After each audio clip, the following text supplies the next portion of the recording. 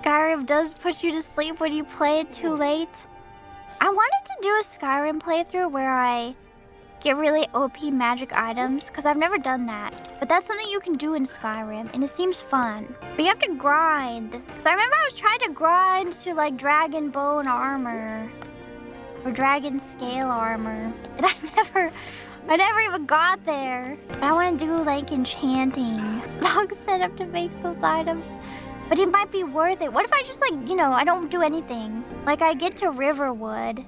And then I immediately just start enchanting stuff. And then I don't leave for Whiterun until I have my most OP magic items. Good idea?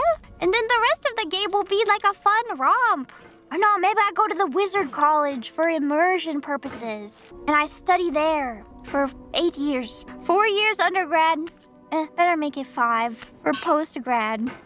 For 9 years. And then I'm ready to play the game. The major change halfway through. That was me, but with my minor. Which I don't know why I was stressing so much, because a minor literally does not matter at all. Nobody cares about minors. I'm sorry, but it's kind of true. At most, they'll ask you a question about it and be like, oh, that's cool. At first, I was like, oh, well, of course I'll get a minor in French because I've already taken 4 years of French in high school. It only makes sense that I would continue it. Now, I don't speak a word of French, but then I gave up on that.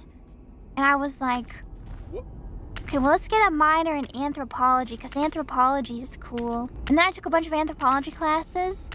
And I was like, yeah, this is cool. But then I was like, no, I want a minor in physics, actually. And that's the one I ended up with. But probably only because I happened to be done with school at the time that I had chosen that. might have changed to something else if I had stuck around longer. Your degree is in anthropology. Anthropology is cool. Some of my favorite classes I took were anthropology classes. Learning about like the cholera outbreak in England and how that helped like people formulate germ theory was very interesting. I think it was like one dude was like monitoring all of the cases of cholera in like London in what, like the 1800s. I'm bad with dates, but he was able to like trace it to the water, and that I think helped create germ theory where people realized that you shouldn't be pooping in the water you drink. Sounds obvious. Wasn't always obvious, as you may think. Hindsight is 20/20. Yeah, he traced it to a specific well. I remember looking at like a map in the book I read about. It was cool.